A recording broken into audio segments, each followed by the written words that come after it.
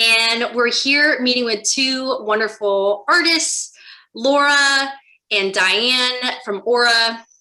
And I'm going to take a pause right here because I will say one thing about Laura, and that is I'm a huge fan of her daughter, who I work with at Temple Beth Am. She is the most reliable, kind, just such a mensch of a person. I'm so lucky to work with her. But that's all I'll say. And now I'm going to go ahead and turn it over to Eddie.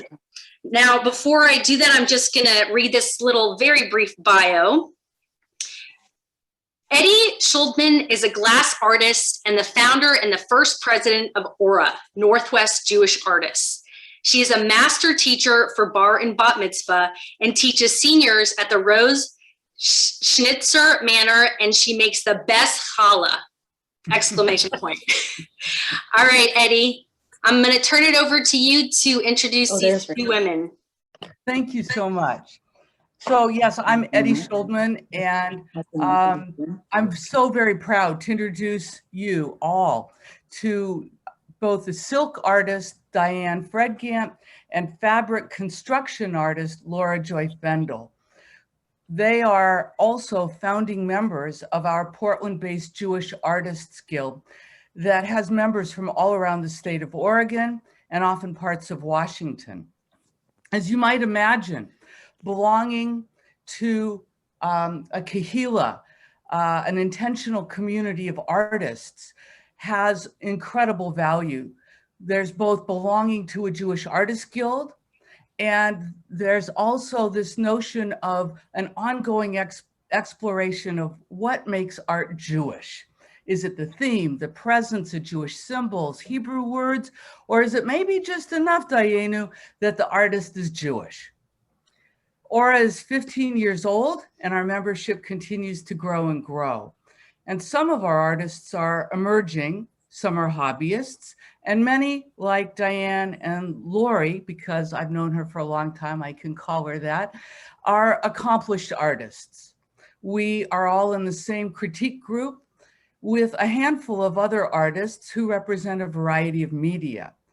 And I do want to say we allow men in our guild. It just so happens that our little critique group is all female. And because of that, we see ourselves as Schwesters, sisters in art. So I'm so excited for all of you to first meet Diane Fredgant. Diane has been on the board of our group in a variety of capacities, and currently she is concluding her third year as president of Aura. Hand-painted silk doesn't begin to describe the transformative magic that results when Diane's brushes hit the silk. Diane focuses mainly on ritual Judaica like challah covers and talitot. She also dabbles in some other bits and pieces, but it isn't just her artistic talent at work. When you see her work, you'll understand. I am the proud owner of one of her talitot that she made for me. Many of my Hebrew students, they commission talitot from her. And the reason that so many people want a talit from her is that she listens. She listens not only with her ears, but she listens with her heart. Diane hears what someone is really trying to say, even if they don't have the words. Her neshama, her soul, the spark within her, that's connected to the holy with a capital H. And her art speaks holiness in ways that words do not. I introduce to you Diane Fredgant. Wow. Thank you, Eddie. And thank you, Leah, for putting this all together. It's been amazing. So I thought what I would do, instead of going around and showing you some art around my house, is to actually paint something and show you why I love silk so much. I am letting you into my studio. It's inside my house, but you know, if you're looking for it to be neat, that is not me. I'm a very messy artist. So I'm going to show you, I use these frames. I use all different kinds of sizes of frames So I have them up on the wall here. Some go all the way down to the ground. So it depends on that's all silk dye that's on there. So it depends on what size I'm using. I also have a studio in the garage that I can make even bigger pieces with. This is a bolt of silk that I use. I just take it off of here when I'm painting. Naomi? Mm-hmm. So this is my table. This is my messy art table. And these used to be lovely TV trays until I got a hold of them. So show this down here. Okay. Lovely TV trays. Luckily, my family doesn't mind. So I set out this silk, and I've got all these silk dyes here that I use. I have Gouda. This is like a resist. I used to use a wax resist. This one is it's water soluble, so you can wash it out. This is a Gouda bottle that I use with a tip with a really tiny hole at the end of it, and I can make some shapes with this if I want to. Just make a couple circles. We'll just make a couple little circles here. And I can make these into hollow covers. Just make some little shapes. Oh, one other thing I wanted to show you is over here are all my drawings. I hand draw what I'm going to be painting, but I make all my mistakes on the drawing first. So this was a talit that I painted for a musician, a young musician. That's the drawing. And I can put the drawing up underneath the silk and you can see through it.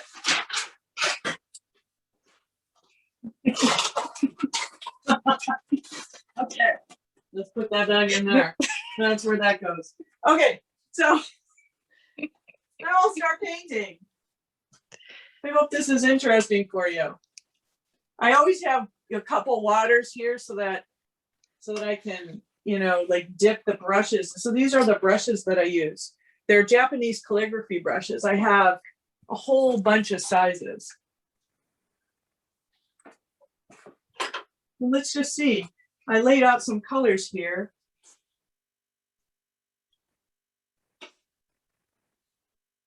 So there's a lovely green.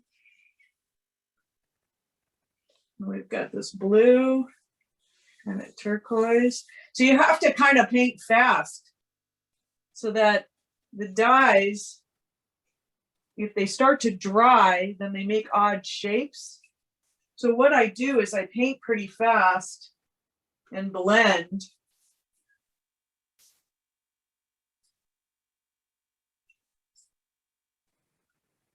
And I just paint, with feeling and motion. I can do whatever I want here.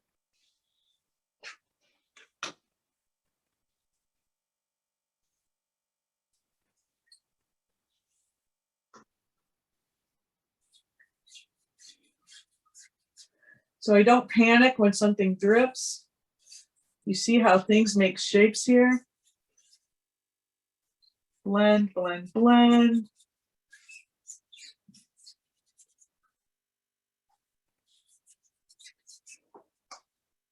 And the dye just flows into the silk.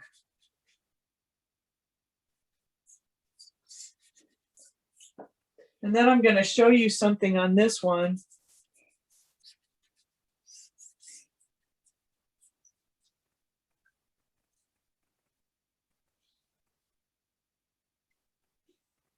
Where I'm going to take a little bit of salt and I'm going to put the salt on here and then let it do its thing.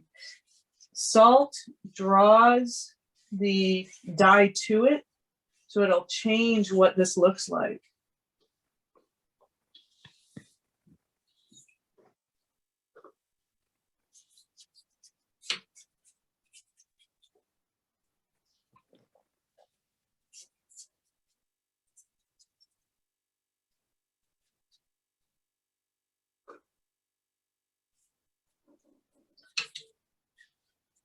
Okay, now I'm gonna take, it's just regular table salt. Pour it in my hand. And then kind of just sprinkle it on.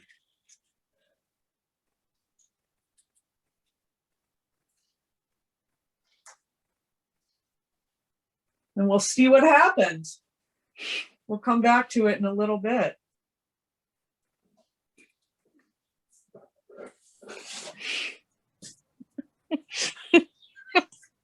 Wonderful. Diane, I'm wondering, do you have any finished pieces down there, or You know I what? didn't ask this before. I can go up and show you some finished pieces. Fabulous. So we're also getting a tour of your house, essentially. Yeah, so here's, oh, let me turn this around. How do I turn this around? There, yes. So this is a piece that I did. It's cherry blossoms. Gorgeous. And then I've got this piece that I did recently during COVID. It's about the Torah. So what I did, it's more three-dimensional, this piece. And I was just thinking about the Torah and how it is stories that are just woven together. And I wanted to see if I could give that feeling of all the different colors of stories that are woven together to create the whole in the Torah, and how the beauty is, you know, comes out of that, comes out of all of our stories. So that's what that piece is about. Beautiful. Let's see. What do I have? I've also got this piece in here. This is called L'Ador Vador. It's from generation to generation. And that's the piece with, you know, the generations of women lighting the Shabbos candles, and her hair becomes the challah. And then there's the Torah that's behind them. And then I've got this piece that is, it's the Sfirot.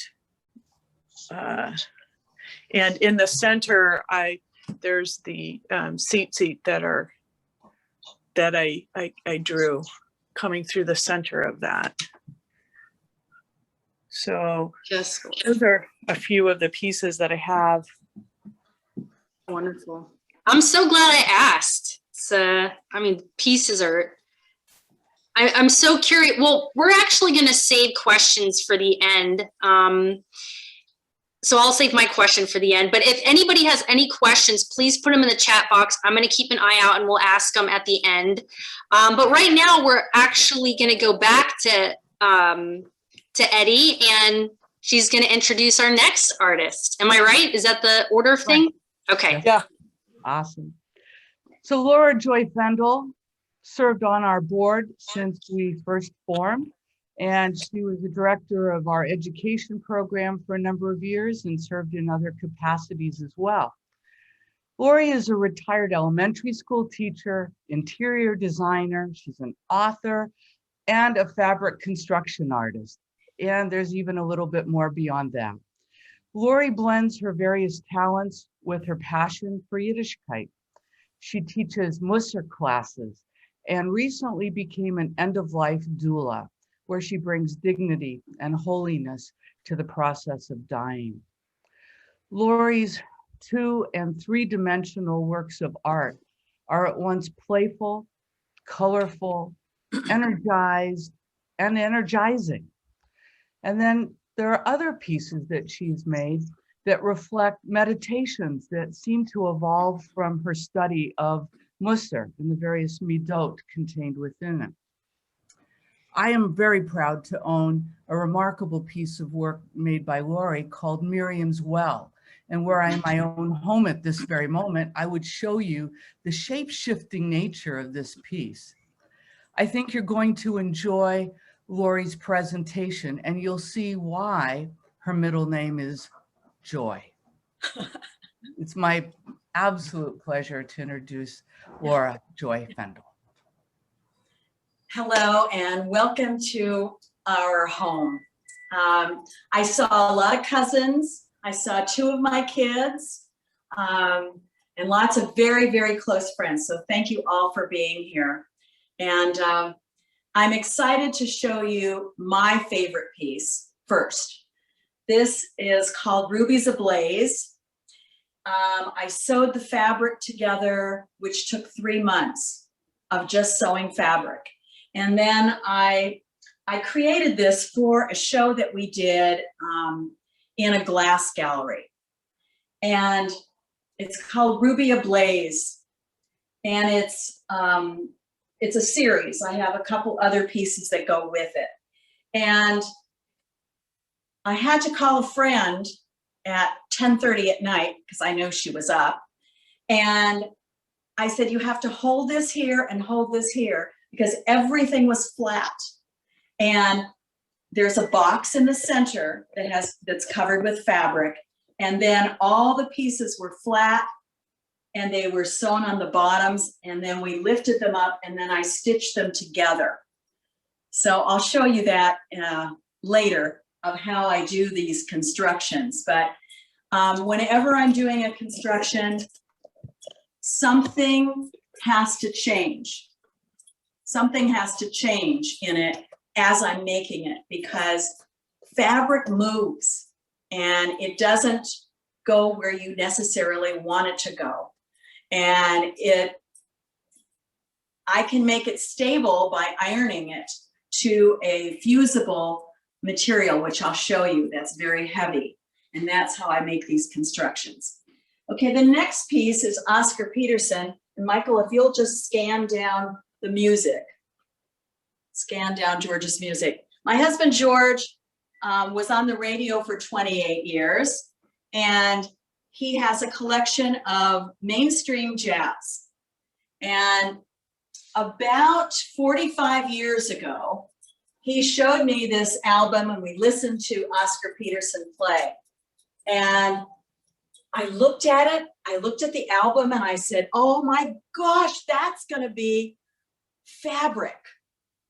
And I've been sewing since I was 11 and I don't like sewing clothes.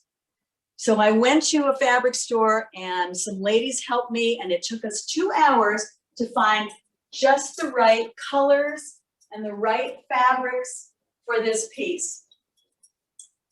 And I just love this Oscar Peterson. It used to be over our piano in our house, and now it's here with the collection in our condo. So next we're gonna go down the way here. And I showed you Rubies Ablaze. This is another piece that is in that collection. And this one is called Swords of Flame. And this one I did before Rubies Ablaze. So I knew how to fashion the pieces and how to sew them on and then stand them up and stitch them by hand. So each one of these pieces will take anywhere from 20 to 30 hours. They look really clean and simplistic, but they're very complex. This next one, this was the first time I made this shape. And it's 3-dimensional on one side, and on the other side, it's 2-dimensional. And when I make a vase, I always do something different on the back. So the vase can be turned around and displayed either way. And because it's fabric, of course, it doesn't hold water. But people always ask me, does that hold water? But you could put a jar inside of a vase of one of these fabric vases and put flowers.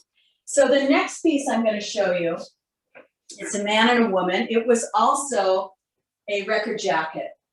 And when I saw it, I thought, it's Art Pepper is the musician. And I saw it as a triptych. I saw it in my mind as 3 pieces. And Oscar Peterson I just knew I wanted it to be three-dimensional. And so I put padding behind each of the pieces in Oscar Peterson. Then I took a class because I found out it was called trapundo. The process was trapundo. So you sew the picture, and then on the back of that fabric, you sew another piece of fabric, and you can slice that back fabric and stuff it from behind. And it's called trapundo. So sometimes I just have a vision and I figure out something that's going to work. Sometimes I will have to rip something 3-4 times. But this is a favorite piece of mine. And here is another vase that's about 3 feet tall. And as you can see, I put in these wild willow dried branches and a flower that's made from some material, probably a plastic. So we're going to go down the hall. And I made a chuppah for our family, which both of our girls were married under. And each person who gets married under our chuppah has a centerpiece. Well, a couple of years ago, it was our 50th anniversary, and my husband wanted to be remarried by Rabbi Stamper. And so we did. And this was our centerpiece. It starts with the Shehecheyanu, which goes all the way around the edges. And then this section is our names in Hebrew and 50 years of love. And this lace was handmade by his grandmother. And I had 2 pieces of that lace, and I put it onto Eliza's centerpiece because she's named for Annie Fendel. And this centerpiece, Ahava, and some other messages. And also this piece has 18 beads and stones from Jerusalem for good luck. This is a totally different piece. It's contemporary, and Nancy Crowe has this kind of style, and I just love her style. And so I fashioned this piece after something that she does. Sometimes I get some inspiration from something. This was a drawing that our grandson, Ashi, did when he was about 5. And I said, "What is this?" And he said, "Bubby, it's the tunnels." Well, they live in Jerusalem. And I knew what the tunnels meant. But I was fascinated by the fact that he drew this, the side view of the tunnels, at such a young age. So I used that as inspiration, and I made this piece, and it was in a show in Jerusalem.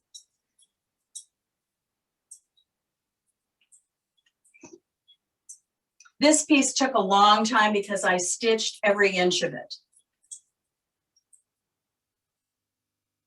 Okay.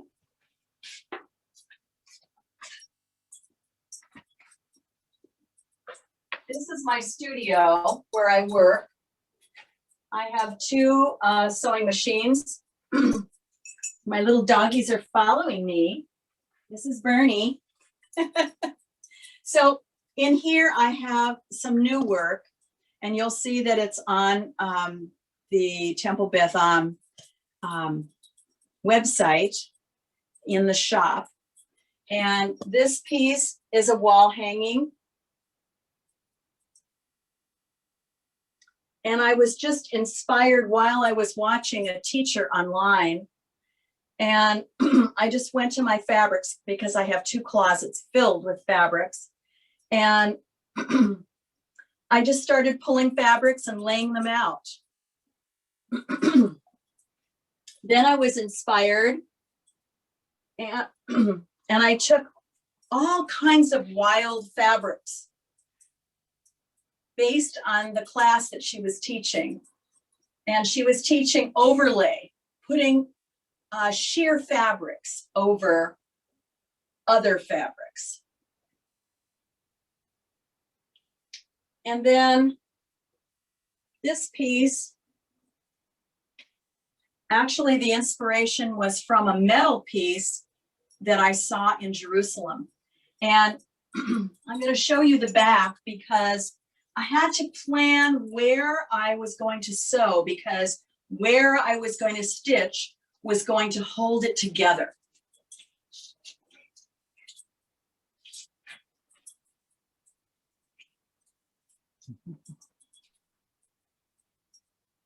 So those are the 3 wall hangings that I have for this show.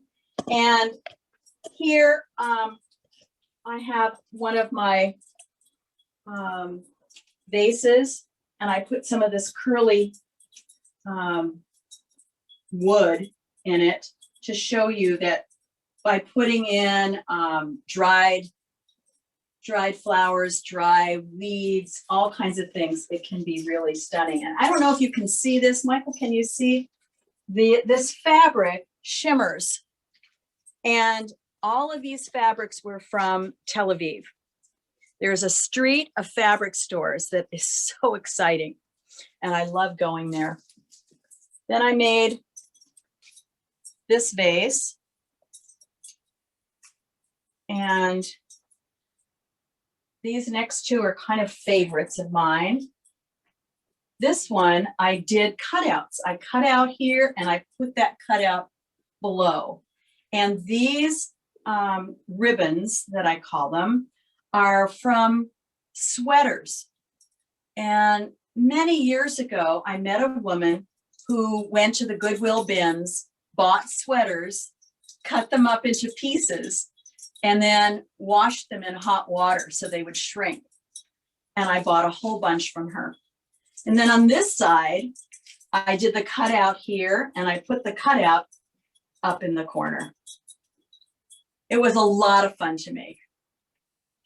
And the last one, you saw the my original design, and it's tricky. This one is a very tricky piece to make because of the curves.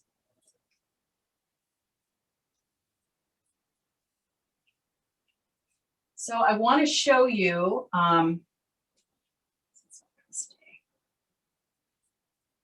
I use a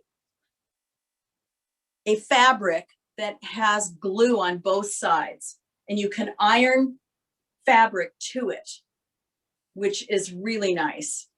And then I stitch on top of it.